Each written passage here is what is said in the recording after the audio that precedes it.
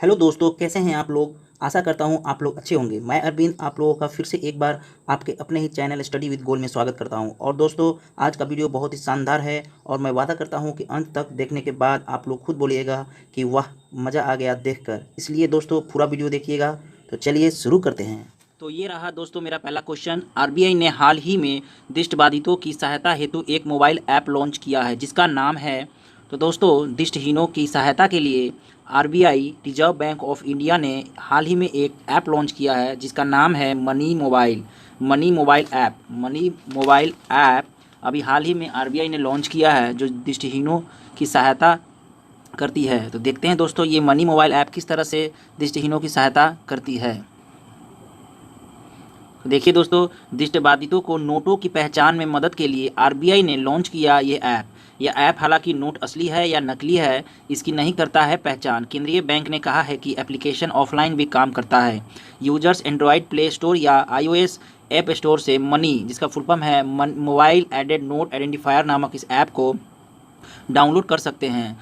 यह application mobile के कैमरे के जरिए नोटों को स्कैन करता है। यह हिंदी तथा अंग्रेजी में ऑडियो इनपुट भी देता है, मतलब बोलकर बताता है कि नोट कितने का है।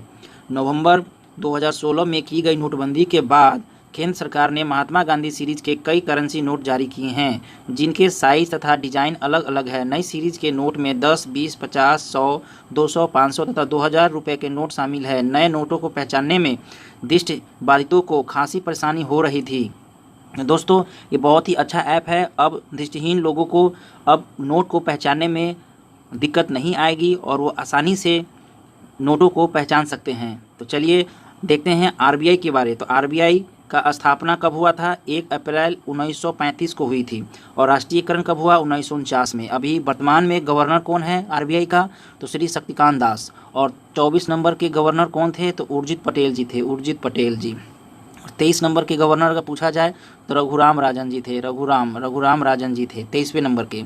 Okay dear. और मुख्यालय, आरबीआई के मुख्यालय कहाँ है? तो मुंबई में है। आरबीआई के मुख्यालय मुंबई में है। तो चलिए दोस्तों नेक्स्ट क्वेश्चन पे चलते हैं। देखिए नेक्स्ट क्वेश्चन है, विश्व ब्रेल दिवस हर वर्ष कब मनाया जाता है दोस्तों? तो विश्व ब्रेल दिवस हर वर्ष 4 जनवरी को मनाया जाता है। तो क्यों मनाया जाता है देख लेते हैं दोस्तों। देखिए, ब्रेल लिपि का आविष्कार करने वाले लुई ब्रेल की याद में हर साल विश्व ब्रेल दिवस मनाया जाता है। उनका जन्म 4 जनवरी 1809 को हुआ था। हर साल 4 जनवरी को पूरी दुनिया में विश्व ब्रेल दिवस के रूप में मनाया जाता है। आपको बता दें कि लुई ने मात्र 15 साल की उम्र में ही ब्रेल लिपि की खोज की थी। संयुक्त राष्ट्र के मुताबिक विश्व भर में करीब 39 मिलियन लोग देख नहीं सकते हैं, जबकि 253 मिलियन लोग में कोई न कोई दृष्टि विकार है। विश्व ब्रेल दिवस का मुख्य उद्देश्य दृष्टिबाधितों लोगों के अधिकार उन्हें प्रदान करना और ब्रेल लिपि को बढ़ावा देना है। ब्रेल क्या है? तो ब्रेल एक लेखन पद्धति है। यह नेत्रहीन व्यक्तियों के लिए सृजन की गई थी। ब्रेल एक स्पर्शनीय लेखक प्रणाली है। इसे एक विशेष प्रकार के उभरे कागज पर लिखा जाता है, जैसा कि आप फोटो में देख रहे हैं।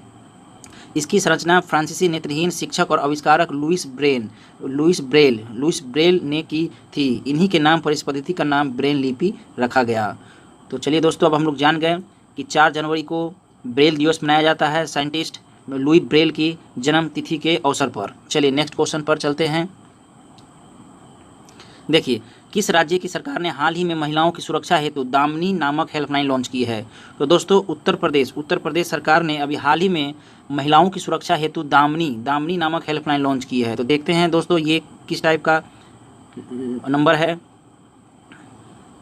तो दोस्तों उत्तर प्रदेश सरकार राज्य सड़क परिवहन निगम ने सार्वजनिक सड़क परिवहन में महिलाओं की सुरक्षा के लिए दामिनी नामक हेल्पलाइन लॉन्च की है। इस हेल्पलाइन नंबर पर व्हाट्सएप तथा कॉल के द्वारा सहायता प्राप्त की जा सकती है। इस नंबर पर सुबह 9 बजे से शाम के 6 बजे तक सहायता प्राप्त की जा सकती है। यह योजना केंद्र सरकार की निर्भया स्कीम का हिस्सा है। तो नंबर देख सकते हैं, जैसा कि ये टोल फ्री नंबर है, हेल्पलाइन नंबर है, जिस पे महिलाएं अपना सुरक्षा के लिए इस नंबर पे कॉल कर सकती हैं और सुबह 9 बजे से शाम 6 बजे तक इस पर सहायता प्राप्त की जा सकती है। तो जैसा कि आप देख रहे हैं, यूपी उत्तर प्रदेश के मुख्यमंत्री योगी आदित्यनाथ जी हैं और गवर्नर राज्यपाल आनंदीबेन पटेल है। चलिए नेक्स्ट क्वेश्चन पे चलते हैं।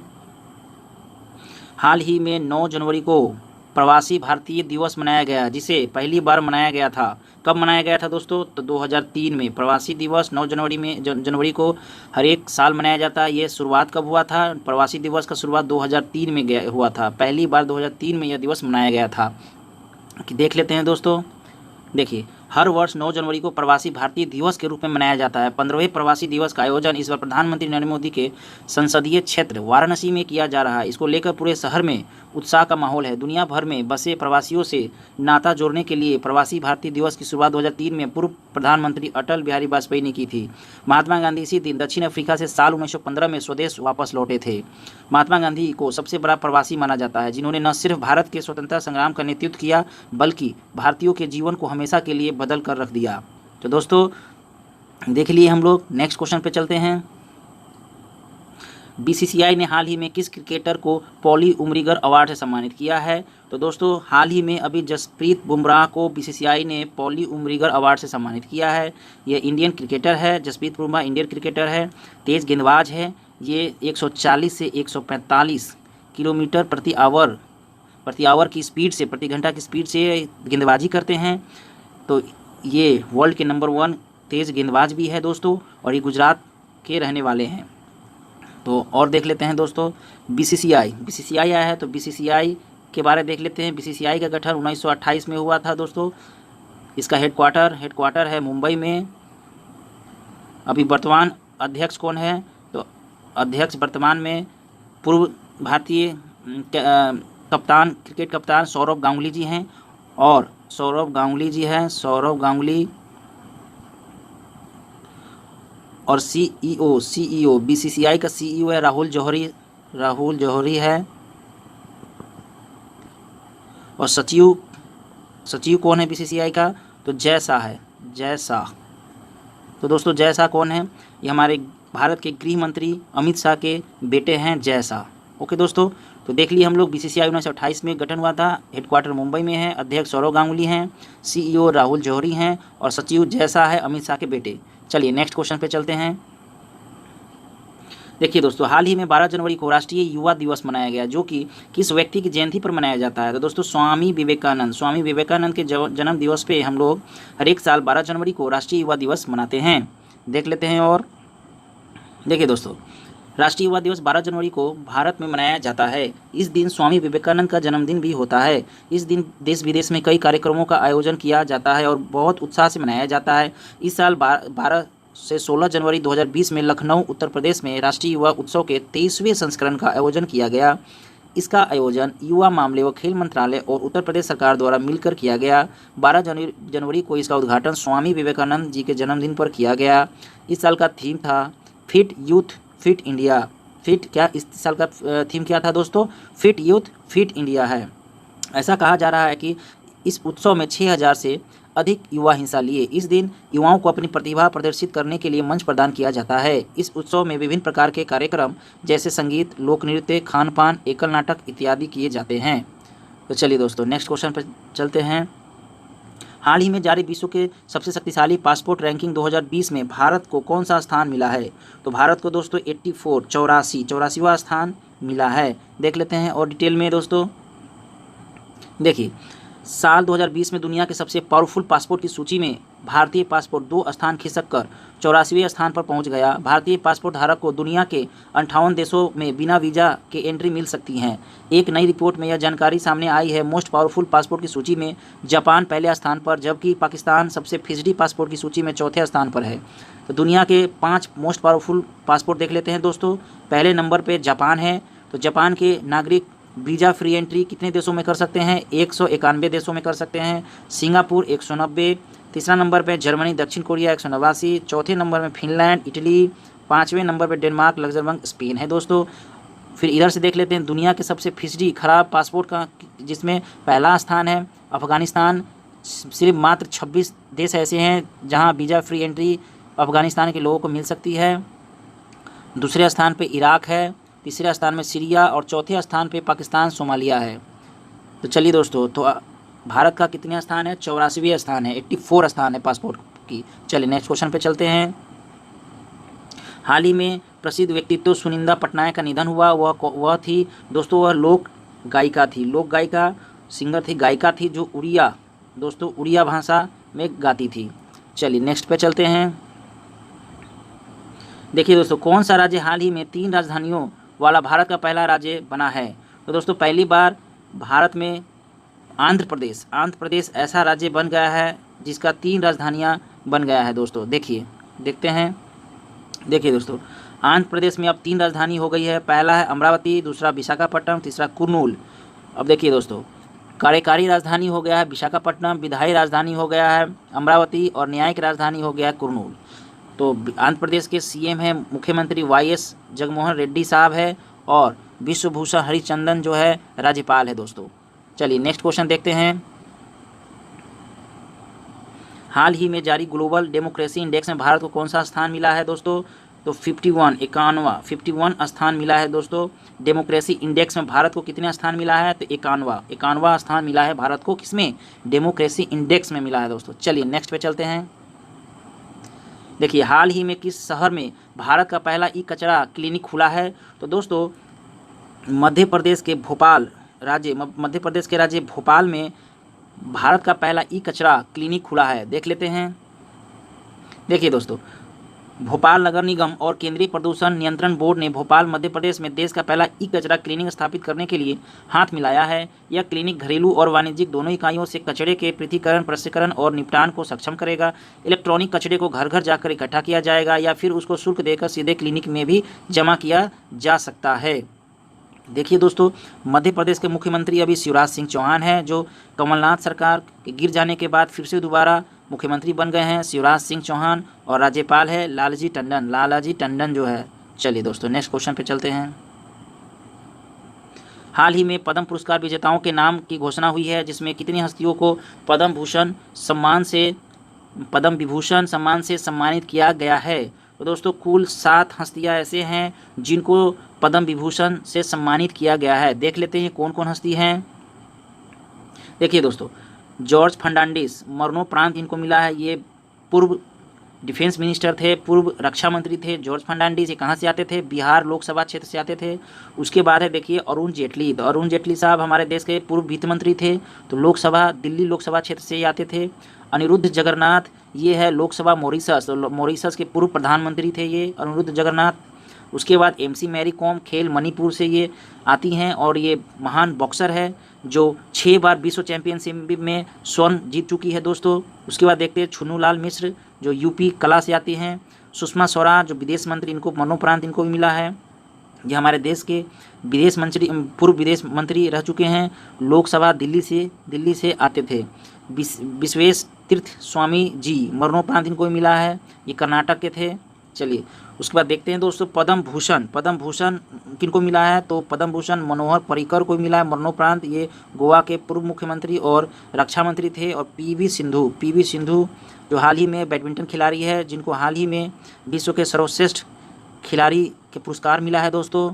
तो देख लेते हैं, टोटल 7 हस्तियाँ को पद्म विभूषण मिला है और पद्म भूषण कितने को मिला है? 16 को पद्म भूषण और 118 को पद्म श्री। तो दोस्तों भारत के सबसे बड़े 4 भारतीय नागरिक पुरस्कार कौन कौन से हैं? तो पहला नंबर पे है भारत रत्न, दूसरे नंबर पे है पद्म विभूषण, तीसरे नंबर पे है दोस्तों पद्म भूषण और चौथे नंबर में दोस्तों पद्म श्री है, पद्म श्री। ओके दोस्तों, तो देख लिया हम लोग ने 7 हस्तियां को पद्म विभूषण, 16 पद्म भूषण और 118 को पद्म श्री सम्मान से सम्मानित किया गया है। चलिए दोस्तों नेक्स्ट देखते हैं। हाल ही में पूर्व भारतीय महिला खिलाड़ी सुनीता चंद्रा का निधन हुआ है, वह किस खेल से संबंधित थी? तो दोस्तों सुनीता चंद्रा हॉकी खेल से संबंधित थी। देख लेते हैं इनके बारे और जानकारी।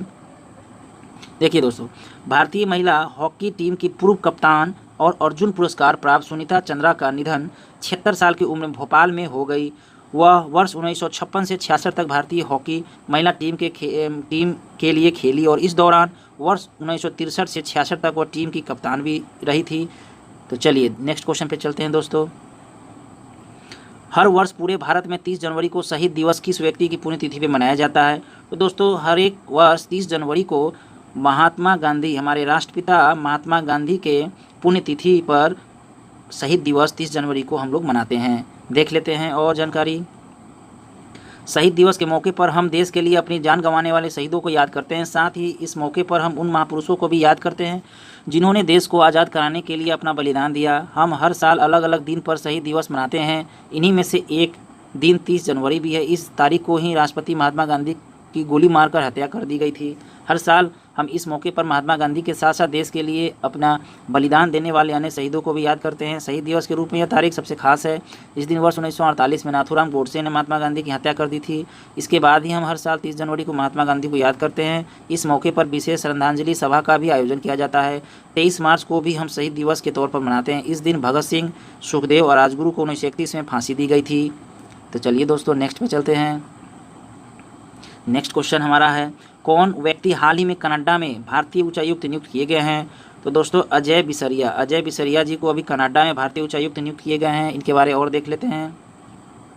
देखिए दोस्तों, राजनयिक अजय बिसरिया को कनाडा में भारतीय उच्चायुक्त इंडियन हाई कमिश्नर नियुक्त किया गया। विदेश मंत्रालय ने कहा है कि 1987 बैच के IFS अधिकारी बिसरिया को कनाडा में भारत के अगले उच्चायुक्त के रूप में नियुक्त किया गया है। जैसा कि आप फोटो में देख रहे हैं, अजय बिसरिया जी हैं। चलिए नेक्स्ट क्वेश्चन पे चलते हैं। हाल ही में 73वें बाफ्टा अवार्ड दिए गए, जिनमें से किसे बेस्ट फिल्म का अवार्ड मिला है दोस्तों? तो बेस्ट फिल्म का अवार्ड 1917 मूवी, हॉलीवुड मूवी 1917 को दिया गया है। दोस्तों ये फिल्म प्रथम विश्व युद्ध दोस्तों जो 1914 में हुई थी, इसी प्रथम विश्व युद्ध के ऊपर ये मूवी पिक्चर बनाई गई है दोस्तों। तो इसको 73वां बाफ्टा अवार्ड दिया गया है और ऑस्कर अवार्ड में भी बहुत सारे क्षेत्र में ऑस्कर अवार्ड भी दिए गए हैं 1917 मूवी को। चलिए नेक्स्ट क्वेश्चन देखते हैं। हाल ही में प्रसिद्ध व्यक्तित्व किर्क डगलस का निधन हुआ। वह थे दोस्तों, वो हॉलीवुड के महान अभिनेता थे जिनका अभी निधन हो गया। देखते हैं इनके बारे में और जानकारी। देखिए दोस्तों, हॉलीवुड के प्रसिद्ध अभिनेता किर्क डगलस का 5 फरवरी 2020 को निधन हो गया। किर्क डगलस का जन्म 9 सितंबर 1916 को हुआ था। किर्क डगलस एक अमेरिकी अभिनेता, निर्माता, निर्देशक और लेखक थे। हॉलीवुड में 50 साल पूरे करने के अवसर पर साल 1996 में उन्हें ऑस्कर के मानद पुरस्कार से सम्मानित किया गया था। उन्होंने एक स्टेज अभिनेता के रूप में अपना करियर शुरू किया था। उन्होंने द्वितीय विश्व युद्ध के दौरान अमेरिकी नौसेना में सेवा की थी। उन्होंने अपने करियर में 100 से अधिक फिल्मों में काम किया। उन्हें स्पार्टकस और पाथे ऑफ ग्लोरी के अभिनेता के तौर पर जाना जाता है। चलिए नेक्स्ट क्वेश्चन पर चलते हैं दोस्तों। राष्ट्रपति रामनाथ कोविंद ने हाल ही में किसे अंतर्राष्ट्रीय गांधी पुरस्कार से सम्मानित किया गया है? तो दोस्तों डॉक्टर NS धर्मसक्तु को राष्ट्रपति रामनाथ कोविंद जी अंतर्राष्ट्रीय गांधी पुरस्कार से सम्मानित किया है। नेक्स्ट क्वेश्चन पे चलते हैं। देखिए दोस्तों, हाल ही में 92 ऑस्कर पुरस्कार दिए गए, जिनमें किसे सर्वश्रेष्ठ सहायक अभिनेता का पुरस्कार मिला है? तो दोस्तों ब्रैड पिट को सर्वश्रेष्ठ सहायक अभिनेता का पुरस्कार दिया गया है। नेक्स्ट क्वेश्चन पे चलते हैं। किस राज्य सरकार ने हाल ही में मुख्यमंत्री परिवार समृद्धि योजना लॉन्च की है दोस्तों? तो अभी हाल ही में हरियाणा राज्य के मुख्यमंत्री ने मुख्यमंत्री परिवार समृद्धि योजना लॉन्च की है। देख लेते हैं दोस्तों इसके बारे में और जानकारी।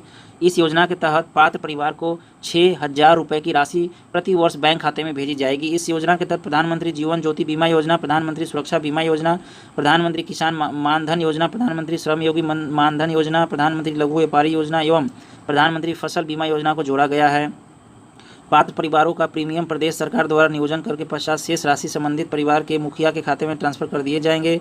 योजना के तहत लाभार्थियों को 60 वर्ष की उम्र पूरी होने के उपरांत 3,000 रुपये मासिक पेंशन प्रदान की जाएगी दोस्तों। तो हरियाणा के मुख्यमंत्री कौन है अभी? मनोहर लाल खट्टर, और राज्यपाल है आचार्य सत्यनारायण जी अभी हरियाणा के राज्यपाल है दोस्तों। चलिए नेक्स्ट क्वेश्चन पे चलते हैं। हर वर्ष 13 जनवरी को इनमें से किसकी जन्मतिथि पर राष्ट्रीय महिला दिवस मनाया जाता है? तो दोस्तों सरोजिनी नायडू को नाइटिंगेल ऑफ इंडिया कहा जाता था। तो नाइटिंगेल ऑफ इंडिया कहा जाता है दोस्तों। तो सरोजिनी नायडू के जन्म दिवस 13 फरवरी के अवसर पर राष्ट्रीय महिला दिवस मनाया जाता है। और दोस्तों 8 मार्च को क्या मनाया जाता है? तो 8 मार्च को अंतर्राष्ट्रीय महिला दिवस मनाया जाता है। 13 फरवरी को राष्ट्रीय महिला दिवस मनाया जाता है सरोजिनी नायडू के जन्म दिवस पर, और 8 मार्च को अंतर्राष्ट्रीय महिला दिवस मनाया जाता है। चलिए दोस्तों नेक्स्ट पे चलते हैं। देखिए दोस्तों, कौन भारतीय मूल के व्यक्ति हाल ही में ब्रिटेन के नए वित्त मंत्री नियुक्त किए गए हैं? तो दोस्तों ऋषि सुनक जो हैं अभी हाल ही में ब्रिटेन सरकार में नए वित्त मंत्री नियुक्त किए गए हैं, इनके बारे में देख लेते हैं। 39 वर्षीय ऋषि सुनक भारत की जानी मानी आईटी कंपनी इन्फोसिस के संस्थापक नारायण मूर्ति के दामाद है। ब्रिटेन में प्रधानमंत्री बोरिस जॉनसन की कैबिनेट में अब भारतीय मूल के 3 सांसदों को महत्वपूर्ण विभागों का मंत्री बनाया गया है। 2 अन्य मंत्री प्रीति पटेल और आलोक शर्मा भी बोरिस जॉनसन की कैबिनेट में हैं।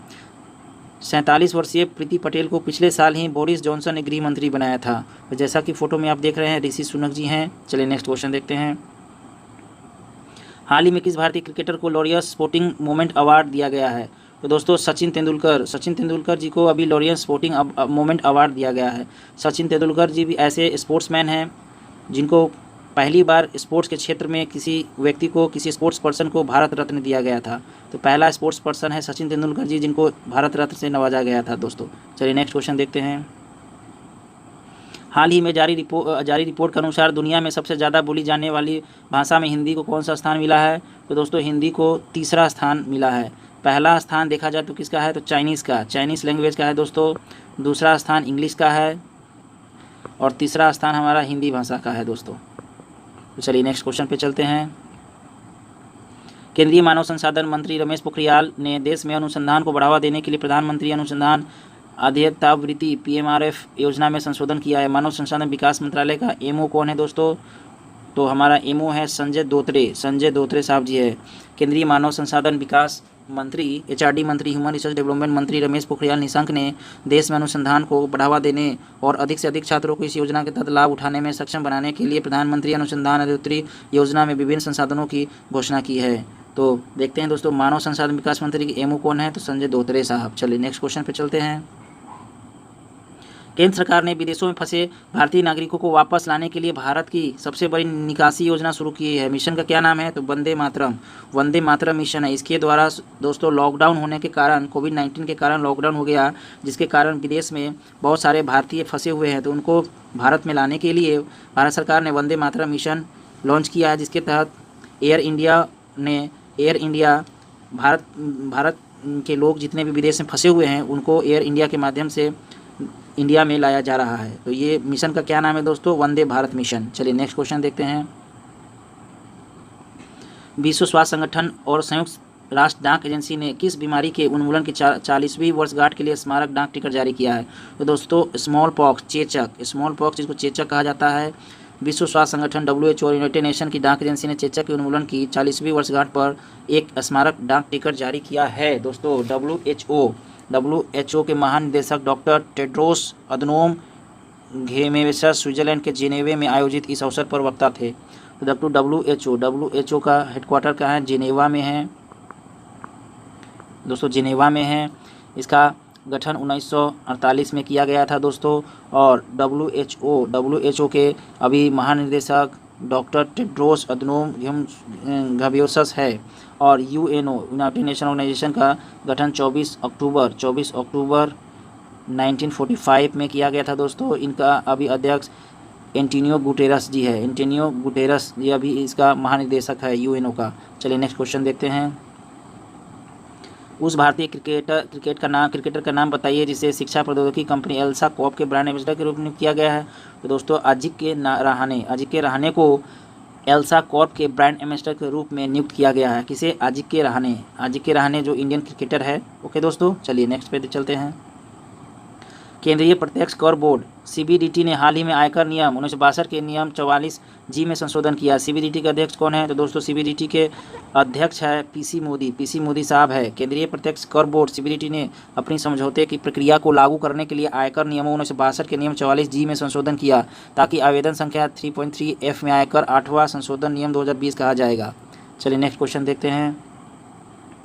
सिक्किम सरकार ने वित्तीय वर्ष 2020-21 के लिए 9,100 करोड़ रुपए का बजट पारित किया। सिक्किम के मुख्यमंत्री कौन है? तो सिक्किम के मुख्यमंत्री अभी प्रेम सिंह तामंग है दोस्तों। तो सिक्किम के मुख्यमंत्री प्रेम सिंह तामंग और सिक्किम के राज्यपाल है गंगा प्रसाद जी है। चलिए नेक्स्ट क्वेश्चन देखते हैं।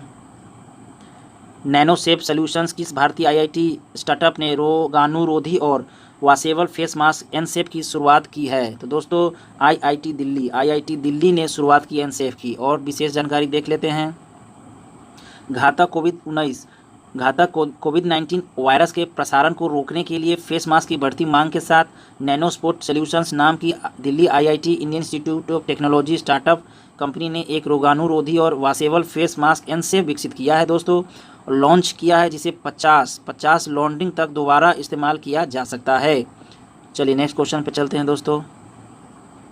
Counselling for scientific and industry research ने हाल ही में कोविड-19 का इलाज करने वाली किस दवा के क्लिनिक परीक्षण के लिए drug control general of India DCGI से मंजूरी ली है? तो दोस्तों ये दवाई हैं फेविपिरिविल और फाइटो फार्मास्यूटिकल, ये 2 दवाइयां हैं जिनको अभी DCGI ने मंजूरी दी है कोविड-19 के इलाज के लिए दोस्तों। चलिए नेक्स्ट क्वेश्चन पे चलते हैं। देखिए फाइंडिंग फ्रीडम हैरी एंड मेघन, क्या है? फाइंडिंग फ्रीडम हैरी एंड मेघन and the Making of a Modern Royal Family नामक पुस्तक किसने लिखी है दोस्तों? ये लिखी है ओमिड अस्कोबी और इमैनुअल जॉनसन। ओमिड अस्कोबी और इमैनुअल जॉनसन ने लिखी है दोस्तों। तो हमारा आंसर क्या हो जाएगा? दोनों 1 और 2 हमारा आंसर हो जाएगा। देखिए क्या है, ब्रिटेन के राजकुमार हैरी और उनकी पत्नी मेघन मार्कल की जीवनी है ये दोस्तों। तो जीवनी फाइंडिंग फ्रीडम हैरी एंड मेघन and the Making of a Modern Royal Family शाही पत्रकारों ओमिड अस्कोबी और कैरोलिन डुरन द्वारा लिखा गया है। तो दोस्तों सॉरी, इसका आंसर होगा 1 और 2 नहीं दोस्तों, ये होगा ओमिड अस्कोबी और कैरोलिन डुरन। फिर से देख लीजिएगा दोस्तों, फिर से एक बार देख लेते हैं इसको। तो ओमिड अस्कोबी दोस्तों किसने लिखा है ये किताब? ओमिड अस्कोबी और कैरोलिन डुरन। ये आंसर हो जाएगा आपका 1 और 3 दोस्तों, 1 और 3 5 ऑप्शन 5 आंसर करेक्ट है। ओमिड अस्कोबी और कैरोलिन डुरन ने ये किताब फाइंडिंग फ्रीडम हैरी एंड मेघन and the Making of the Modern Royal Family लिखा है। ये ब्रिटेन के राजकुमार हैरी और उनकी पत्नी मेघन मार्कल की जीवनी है दोस्तों। चलिए नेक्स्ट पे चलते हैं। देखिए दोस्तों, द्वितीय विश्व युद्ध के दौरान अपनी जान गंवाने वालों के लिए 2 दिवसीय अंतर्राष्ट्रीय आयोजन है। यह हर साल मनाया जाता है 8 मई और 9 मई को मनाया जाता है दोस्तों। कब मनाया जाता है? 8 मई और 9 मई को। द्वितीय विश्व युद्ध के दौरान, द्वितीय विश्व युद्ध कब हुआ था दोस्तों? तो 1939 से 1945 में द्वितीय विश्व युद्ध लड़ा गया था दोस्तों। द्वितीय विश्व युद्ध के दौरान अपनी जान गंवाने वालों के लिए स्मरण और सुलह का समय एक 2 दिवसीय अंतर्राष्ट्रीय आयोजन है। द्वितीय विश्व युद्ध के दौरान अपनी जान गंवाने वाले लाखों लोगों की श्रद्धांजलि के लिए 8 और 9 मई को हर साल मनाया जाता है। इस वर्ष द्वितीय विश्व युद्ध की 75वीं वर्षगांठ है। कितना है? 75वीं वर्षगांठ है दोस्तों। चलिए नेक्स्ट क्वेश्चन पे चलते हैं। वर्ष 2020 के लिए अंतर्राष्ट्रीय प्रवासी पक्षी दिवस 9 मई को मनाया गया। तो वर्ल्ड माइग्रेटरी बर्ड डे 2020 के लिए विषय क्या है? तो दोस्तों वर्ल्ड माइग्रेटरी बर्ड डे अंतर्राष्ट्रीय प्रवासी पक्षी दिवस के लिए इस बार थीम क्या था? पक्षी हमारे दुनिया से जुड़े हैं, पक्षी हमारी दुनिया से जुड़े हैं। इस साल का थीम था क्या? पक्षी हमारी दुनिया से जुड़े रहे। चलिए नेक्स्ट क्वेश्चन पे चलते हैं। देखिए 9 मई 2020 को विश्व प्रवासी पक्षी दिवस, वर्ल्ड माइग्रेटरी बर्ड डे, प्रवासी पक्षियों और उनके आवासों के संरक्षण की जरूरतों के बारे में जागरूकता बढ़ाने के लिए एक वार्षिक वैश्विक उत्सव अभियान है। इस दिन को 2006 में अफ्रीकी यूरेशियन माइग्रेटरी वाटर बर्ड समझौते के सचिवालय द्वारा संरक्षण पर शुरू किया गया था। संयुक्त राष्ट्र पर्यावरण कार्यक्रम UNEP ने 9 मई को वर्ल्ड माइग्रेटरी बर्ड डे के रूप में चिन्हित किया। इस वर्ष के वर्ल्ड माइग्रेटरी बर्ड डे का विषय पक्षी हमारी दुनिया से जुड़े हैं है। देखिए वर्ल्ड माइग्रेटरी बर्ड डे। चलिए नेक्स्ट क्वेश्चन पे चलते हैं। नेक्स्ट क्वेश्चन है, केंद्रीय मत्स्य पशुपालन और डेयरी मंत्री ने हाल ही में startup India animal husbandry grand challenge के विजेताओं को पुरस्कार प्रदान किया। एनिमल हस्बेंड्री के वर्तमान मंत्री कौन है? तो दोस्तों गिरिराज सिंह है। गिरिराज सिंह है जो एनिमल हस्बेंड्री के वर्तमान मंत्री है। कौन है? गिरिराज सिंह। चलिए नेक्स्ट क्वेश्चन पे चलते हैं।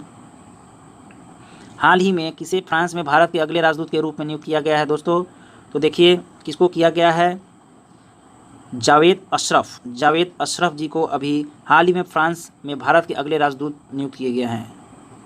देखिए नेक्स्ट क्वेश्चन देखते हैं। विश्व वन्य जीव दिवस, वर्ल्ड वाइल्ड लाइफ डे हर वर्ष कब मनाया जाता है दोस्तों? तो विश्व वन्य जीवन दिवस 3 मार्च को हर एक साल मनाया जाता है, 3 मार्च को। चलिए देखिए दोस्तों, प्रतिवर्ष 3 मार्च को संपूर्ण देश में विश्व वन्य जीव दिवस वर्ल्ड वाइल्ड लाइफ डे मनाया जाता है। विश्व वन्य जीव दिवस के रूप में नामित करने का मुख्य उद्देश्य दुनिया के वन्य जीव एवं वनस्पतियों के बारे में जागरूकता बढ़ाना है। विश्व वन्य जीव दिवस के अवसर पर इन प्रजातियों के संरक्षण, नियंत्रण, प्रबंधन और भविष्य की पहलों के लिए समर्थन बढ़ाने हेतु सफल पहल का भी जश्न मनाया जाता है। प्रतिवर्ष लोगों को अलग अलग थीम के माध्यम से प्रकृति से विलुप्त हो रहे जीव प्रजाति और प्राकृतिक वस्तुओं का संरक्षण करने हेतु जागरूक किया जाता है। साल 2020 का थीम है पृथ्वी पर सभी जीवन को बनाए रखना। Sustaining all life on earth. क्या है? Sustaining all life on earth है। चलिए नेक्स्ट क्वेश्चन पे चलते हैं। हाल ही में किसे भारतीय क्रिकेट टीम के नए चीफ सेलेक्टर के रूप में चुना गया है?